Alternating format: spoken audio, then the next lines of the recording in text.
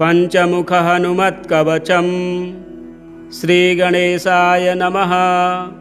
श्री उमामहेश्वराभ्यां नमः। श्री सीतारामचन्द्राभ्यां नमः। श्री पंचवदनायाञ्जनेयाय नमः। श्री पार्वती उवाच सदाशिववरस्वामिन् ज्ञानदप्रियकारकः कवचादिमया सर्वं देवानां संश्रुतं प्रिय। इदानीं श्रोतुमिच्छामि कवचं करुणानिधे वायुसूनोर्वरं येन नान्यदन्वेषितं भवेत्। साधकानां च सर्वस्वं हनुमत्प्रीतिवर्धनम्। श्रीशिव उवाच देवेशि दीर्घनयने दीक्षादीप्तकलेवरे मां पृच्छसि वरारोहे न कस्यापि मयोदितं। कथं वाच्यं हनुमतः कवचं कल्पपादपम्। स्त्रीरूपा त्वमिदं नानाकूटमण्डितविग्रहम् गह्वरं गुरुगम्यं च यत्र कुत्र वदिष्यसि तेन प्रत्युत पापानि जायन्ते गजगामिनि। अत एव महेशानि नो वाच्यं कवचं प्रिये। श्रीपार्वत्युवाच वदान्यस्य वचो नेदं नादेयं जगति तले स्वं वदान्यावधि प्राणनाथो मे प्रियकृत् सदा। मह्यं च किं न दत्तं ते तदिदानीं वदाम्यहम्।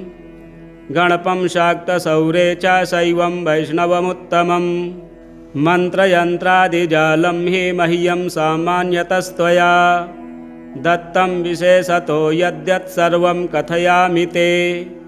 श्रीरामतारको मन्त्रः कोदण्डस्यापि मे प्रियः नृहरेः सामराजो हि कालिकाद्याः प्रियं वद। दशाविद्याविशेषेण षोडशी मन्त्रनायिकाः दक्षिणामूर्तिसङ्गोऽन्यो मन्त्रराजो धरापते।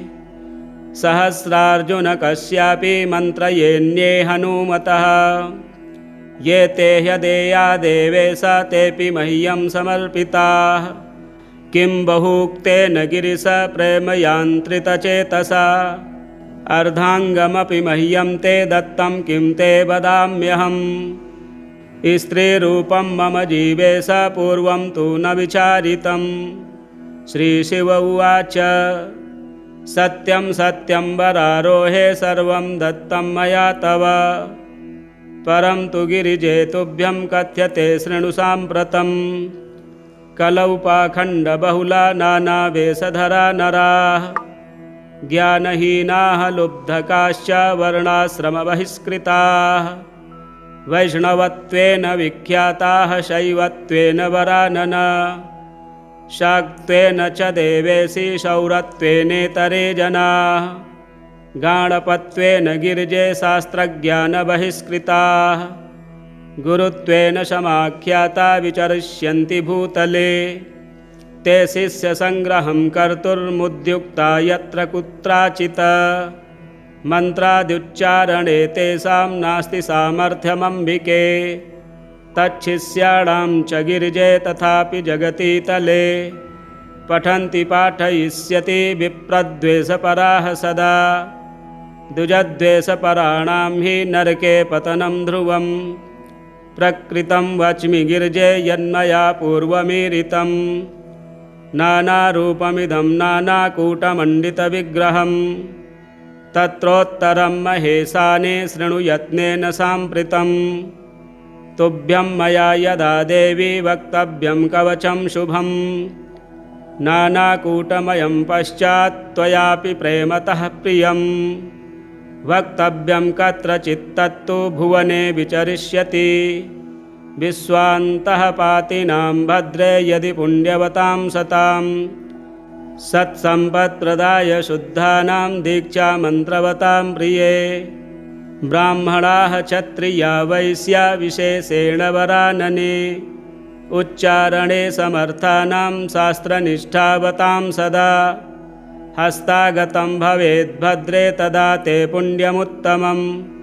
अन्यथा शूद्रजातीनां पूर्वोक्तानां महेश्वरी मुखशुद्धिविहीनानां दाम्भिकानां सुरेश्वरी यदा हस्तगतं तस्यात् तदा पापं महत्तव तस्माद्विचार्य देवेशि ह्यधिकारिणमम्बिके वक्तव्यं नात्र सन्देहो ह्यन्यथा निरयं व्रजेत् किं कर्तव्यं मया तुभ्यमुच्यते प्रेमतः प्रिये त्वयापीदं विशेषेण गोपनीयं स्वयोनिवत् ॐ अस्य श्रीपञ्चवदनायाञ्जनेयाय नमः। ॐ अस्य श्रीपञ्चमुखहनुमन्त्रस्य ब्रह्मा ऋषिः गायत्री छन्दः पञ्चमुखविराट् हनुमान् देवता ह्रीं बीजं श्रीं शक्तिः क्रौं कीलकं क्रूं कवचं क्रैं अस्त्राय फट्। श्रीगरुड उवाच अथ ध्यानं प्रवक्ष्यामि शृणु सर्वाङ्गसुन्दरी यत्कृतं देवदेवेन ध्यानं हनुमतः प्रियं पञ्चवक्त्रं महाभीमं त्रिपञ्चनयनैर्युतं बाहुभिर्दशभिर्युक्तं सर्वकामार्थसिद्धिदं पूर्वं तु वानरं वक्त्रं कोटिसूर्यसमप्रभं दंष्ट्राकरालवदनं भ्रकुटीकुटिलेक्षणम् अस्यैव दक्षिणं वक्त्रं नारसिंहं महाद्भुतम् अत्युग्रतेजो वपुषं भीषणं भयनाशनं पश्चिमं गारुणं वक्त्रं वक्रतुण्डं महाबलं सर्वनागप्रशमनं विषभूतादिकृन्तनम् उत्तरं शौकरं वक्त्रं कृष्णं दीप्तं नभोपमं पातालसिंहवेतालज्वररोगादिकृन्तनम् ऊर्ध्वं हयाननं घोरं दानवान्तकरं परं येन वक्त्रेण विप्रेन्द्रतारकाख्यं महासुरं जघानशरणं तस्यात् सर्वशत्रुहरं परं ध्यात्वा पञ्चमुखं रुद्रं हनुमन्तं दयानिधिं खड्गं त्रिशूलं खट्वाङ्गं पाशमङ्कुशपर्वतं मुष्टिं कौमोदकीं वृक्षं धारयन्तं कमण्डलुं भिन्दिपालं ज्ञानमुद्रां दशाभिर्मुनिपुङ्गवम् एतान्यायुधजालानि धारयन्तं भजाम्यहं प्रेतासनोपविष्टं तं सर्वाभरणभूषितं दिव्यमाल्याम्बरधरं दिव्यगन्धानुलेपनं सर्वाश्चर्यमयं देवं हनुमद्विश्वतोमुखं पञ्चास्यमच्युतमनेकविचित्रवर्णवक्त्रं शशाङ्कशिखरं कपिराजवर्यं पीताम्बरादिमुकुटैरूपशोभिताङ्गं पिङ्गाक्षमाद्यमनिशं मनसा स्मरामि मर्कटेशं महोत्साहं सर्वशत्रुहरं परं शत्रुसंहर मां रक्ष श्रीमन्नापदमुद्धर। ॐ हरिमर्कटमर्कटतन्त्रमिदं परिलिख्यति लिख्यति वामतले यदि नश्यति नश्यति शत्रुकुलं यदि मुञ्चति मुञ्चति वामलता। ॐ हरिमर्कटाय स्वाहा। ॐ नमो भगवते पञ्चवदनाय पूर्वकपिमुखाय सकलशत्रुसंहारकाय स्वाहा। ॐ नमो भगवते पञ्चवदनाय दक्षिणमुखाय करालवदनाय नरसिंहाय सकलभूतप्रमथनाय स्वाहा। ॐ नमो भगवते पञ्चवदनाय पश्चिममुखाय गरुडाननाय सकलविषहराय स्वाहा। ॐ नमो भगवते पञ्चवदनायोर्ध्वमुखाय हयग्रीवाय सकलजनवशङ्कराय स्वाहा। ॐ अस्य श्रीपञ्चमुखहनुमन्मन्त्रस्य श्रीरामचन्द्र ऋषिः अनुष्टुप्छन्दः पञ्चमुखवीरहनुमान् देवता हनुमानिति बीजं वायुपुत्र इति शक्तिः अञ्जनासुत इति कीलकं श्रीरामदूत हनुमत्प्रसादसिद्ध्यर्थे जपे विनियोगः। ॐ अञ्जनासुताय अङ्गुष्ठाभ्यां नमः।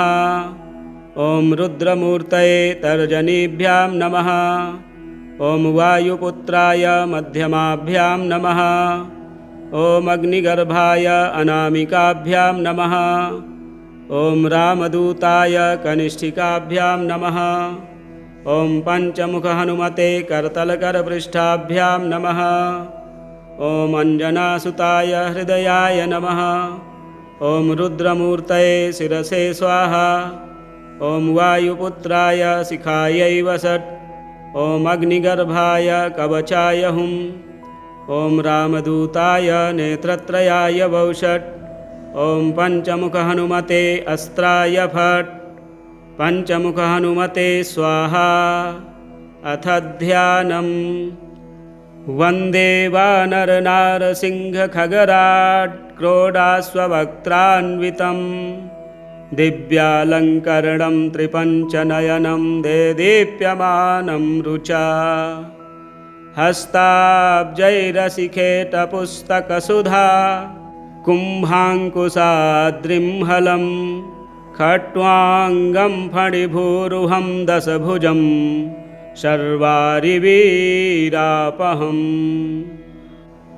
ॐ श्रीरामदूतायाञ्जनेयाय वायुपुत्राय महाबलपराक्रमाय सीतादुःखनिवारणाय लङ्कादहनकारणाय महाबलप्रचण्डाय फाल्गुनशखाय कोलाहलसकलब्रह्माण्डविश्वरूपाय सप्तसमुद्रनिर्लङ्घनाय पिङ्गलनयनायामितविक्रमाय सूर्यबिम्बफलसेवनाय दुष्टनिवारणाय दृष्टिनिरालङ्कृताय सञ्जीवनी सञ्जीविताङ्गदलक्ष्मण महाकपिसैन्यप्राणदाय दशकण्ठविध्वंसनाय रामेष्टाय महाफाल्गुनसखाय सीतासहितरामवरप्रदाय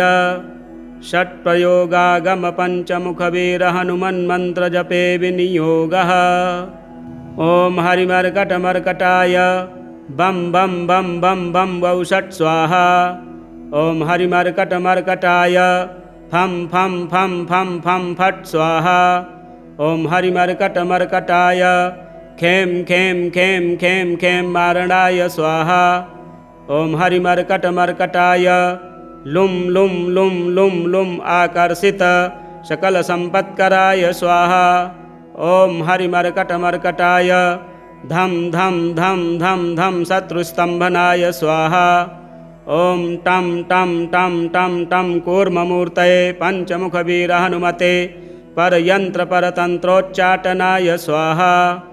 ॐ कं खं गं घं गं चं छं झं झं यं टं ठं डं ढं णं तं थं दं धं नं पं फं बं भं मं यं रं लं वं शं शं शं हं लं छं स्वाहा। ॐ पूर्वकपिमुखाय पञ्चमुखहनुमते टं टं टं टं टं सकलशत्रुसंहरणाय स्वाहा। ॐ दक्षिणमुखाय पञ्चमुखहनुमते करालवदनाय नरसिंहाय ॐ ह्रां ह्रीं ह्रूं ह्रैं ह्रौं ह्रः सकलभूतप्रेतदमनाय स्वाहा। ॐ पश्चिममुखाय गरुडाननाय पञ्चमुखहनुमते मं मं मं मं मं सकलविषहराय स्वाहा। ॐ उत्तरमुखायादिवराहाय लं लं लं लं लं नृसिंहाय नीलकण्ठमूर्तये पञ्चमुखहनुमते स्वाहा। ॐ ऊर्ध्वमुखाय हयग्रीवाय रुं रुं रुं रुं रुं रुद्रमूर्तये सकलप्रयोजननिर्वाहकाय स्वाहा। ॐ अञ्जनासुताय वायुपुत्राय महाबलाय सीताशोकनिवारणाय श्रीरामचन्द्रकृपापादुकाय महावीर्यप्रमथनाय ब्रह्माण्डनाथाय कामदाय पञ्चमुखवीरहनुमते स्वाहा। भूतप्रेतपिशाच ब्रह्मराक्षस शाकिनीडाकिन्यन्तरिक्षग्रह परयन्त्रपरतन्त्रोच्चाटनाय स्वाहा। सकलप्रयोजननिर्वाहकाय पञ्चमुखवीरहनुमते श्रीरामचन्द्रवरप्रसादाय जं जं जं जं जं स्वाहा। इदं कवचं पठित्वा तु महाकवचं पठेन्नरः एकवारं जपेत् स्तोत्रं सर्वशत्रुनिवारणं द्विवारं तु पठेन्नित्यं पुत्रपौत्रप्रवर्धनं त्रिवारं च पठेन्नित्यं सर्वसम्पत्करं शुभं चतुर्वारं पठेन्नित्यं सर्वरोगनिवारणं पञ्चवारं पठेन्नित्यं सर्वलोकवशङ्करं षड्वारं च पठेन्नित्यं सर्वदेववशङ्करं सप्तवारं पठेन्नित्यं सर्वसौभाग्यदायकम् अष्टवारं पठेन्नित्यमिष्टकामार्थसिद्धिदं नववारं पठेन्नित्यं राजभोगमवाप्नुयात् दशवारं पठेन्नित्यं त्रैलोक्यज्ञानदर्शनं रुद्रावृत्तिं पठेन्नित्यं सर्वसिद्धिर्भवेद्ध्रुवम् निर्बलो रोगयुक्तश्च महाव्याध्यादिपीडितः कवचस्मरणेनैव महाबलमवाप्नुयात् कवचस्मरणेनैव महाबलमवाप्नुयात्। श्रीसुदर्शनसंहितायां श्रीरामचन्द्रसीताप्रोक्तं श्रीपञ्चमुखहनुमत्कवचं जय जय श्रीहनुमदार्पणमस्तु। श्रीपञ्चमुखहनुमत्हृदयं श्रीगणेशाय नमः। श्रीसीतारामचन्द्राभ्यां नमः। ॐ अस्य श्रीपञ्चवक्त्रहनुमत् हृदयस्तोत्रमन्त्रस्य भगवान् श्रीरामचन्द्र ऋषिः अनुष्टुप् छन्दः श्रीपञ्चवक्त्रहनुमान् देवता ॐ बीजं रुद्रमूर्तये इति शक्तिः स्वाहा कीलकं श्रीपञ्चवक्त्रहनुमद्देवता प्रसादसिद्ध्यर्थे जपे विनियोगः। ॐ अञ्जनासुताय अङ्गुष्ठाभ्यां नमः। ॐ ह्रीं रुद्रमूर्तये तर्जनीभ्यां नमः। ॐ ह्रूं वायुपुत्राय मध्यमाभ्यां नमः। ॐ ह्रैं अग्निगर्भाय अनामिकाभ्यां नमः। ॐ ह्रौं रामदूताय कनिष्ठिकाभ्यां नमः। ॐ ह्रः पञ्चवक्त्रहनुमते करतलकरपृष्ठाभ्यां नमः। ॐ ह्रां अञ्जनासुताय हृदयाय नमः। ॐ ह्रीं रुद्रमूर्तये शिरसे स्वाहा। ॐ ह्रूं वायुपुत्राय शिखायै वसट्। ॐ ह्रैं अग्निगर्भाय कवचाय हुम्। ॐ ह्रौं रामदूताय नेत्रत्रयाय वौषट्। ॐ ह्रः पञ्चवक्त्रहनुमते अस्त्राय फट्। ॐ भूर्भुवः स्वरोमिति दिग्बन्धः। अथ ध्यानं ध्यायेद्बालदिवाकरद्युतिनिभं देवारिदर्पापहम् देवेन्द्रप्रमुखैः प्रशस्तयशसं देदीप्यमानं रुचा सुग्रीवादिशमस्तवानरयुतं सुव्यक्ततत्त्वप्रियं संरक्तारुणलोचनं पवनजं पीताम्बरालङ्कृतम्। ॐ नमो वायुपुत्राय पञ्चवक्त्राय ते नमः। नमोऽस्तु दीर्घबालाय राक्षसान्तकराय च वज्रदेहं नमस्तुभ्यं शताननमदापः। सीतासन्तोषकरण नमो राघवकिङ्कर। सृष्टिप्रवर्तक नमो महास्थित नमो नमः। कलाकाष्ठस्वरूपाय माससंवत्सरात्मक नमस्ते ब्रह्मरूपाय शिवरूपाय ते नमः। नमो विष्णुस्वरूपाय सूर्यरूपाय ते नमः। नमो वह्निस्वरूपाय नमो गगनचारिणे। सर्वरम्भावनचर अशोकवननाशक नमो कैलासनिलय मलयाचलसंश्रय। नमो रावणनाशाय इन्द्रद्विजवधकारिणे। महादेवात्मक नमो नमो वायुतनोद्भव।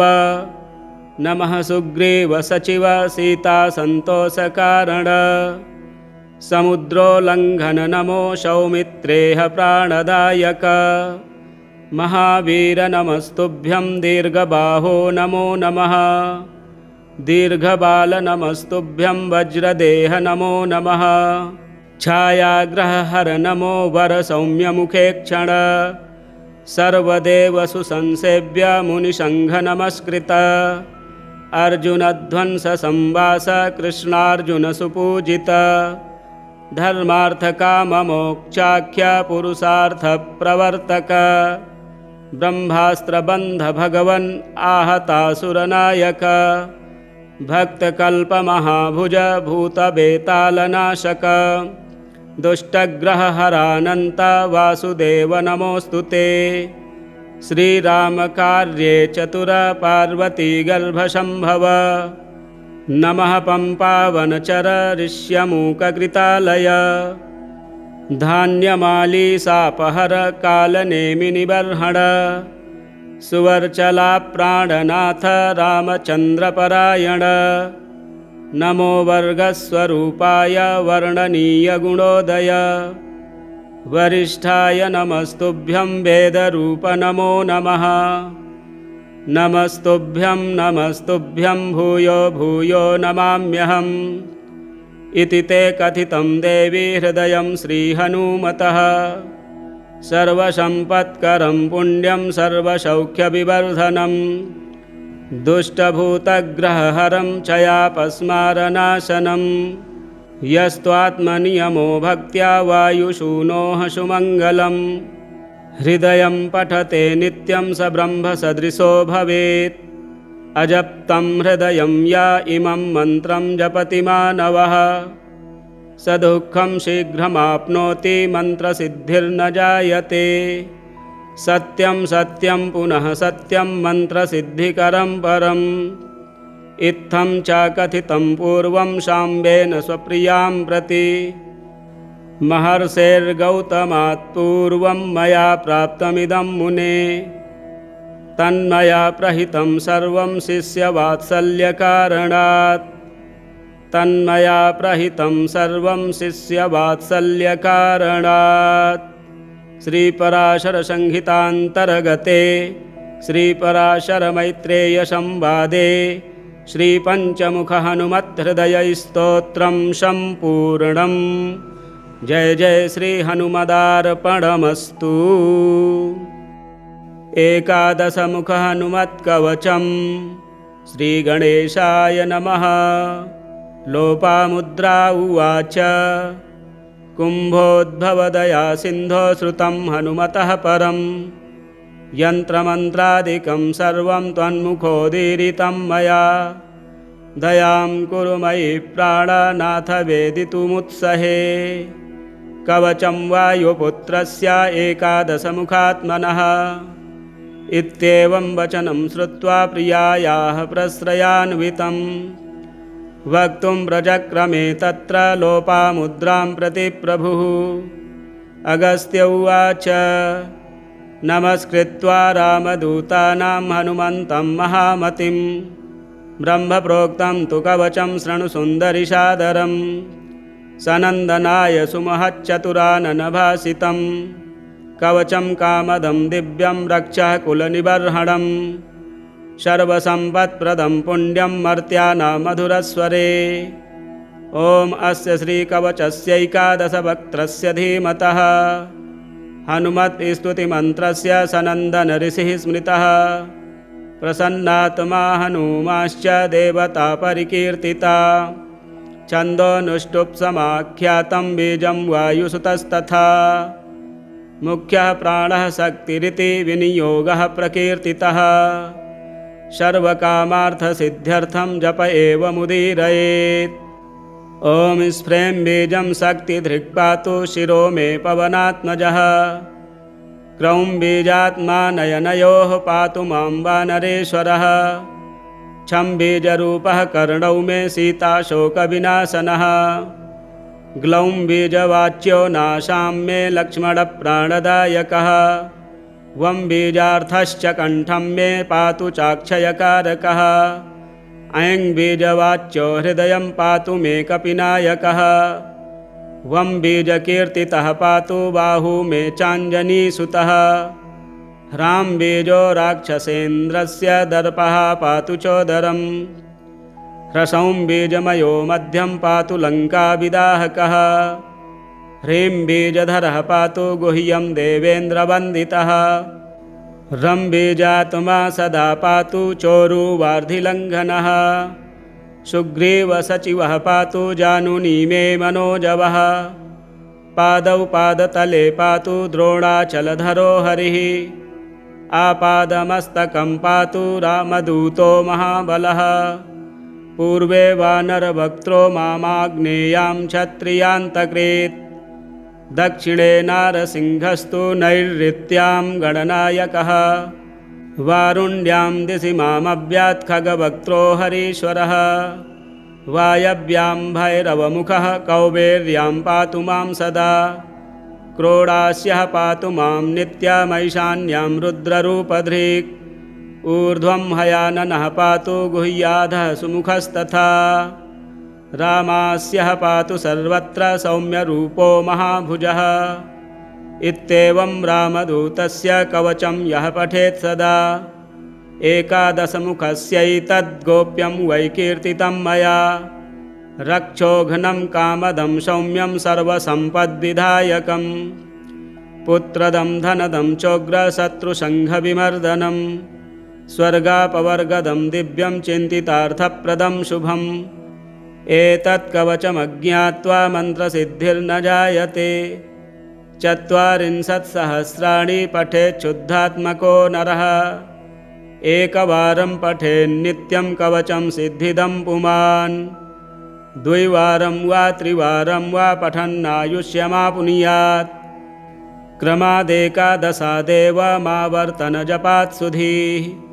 वर्षान्ते दर्शनं साक्षाल्लभते नात्र संशयः। यं यं चिन्तयते चार्थं तं तं प्राप्नोति पूरुषः। ब्रह्मोदीरितमेतद्धि तवाग्रे कथितं महत्। इत्येवमुक्त्वा वचनं महर्षिस्तूष्णीं बभूवेन्दुमुखीं निरीक्ष्य। संहृष्टचेत्तापि तदा तदीय पादौ ननामातिमुदा स्वभर्तुः। पादौ ननामातिमुदा स्वभर्तुः। अगस्त्यसारसंहितायाम् 11मुख हनुमत्कवचं सम्पूर्णम्।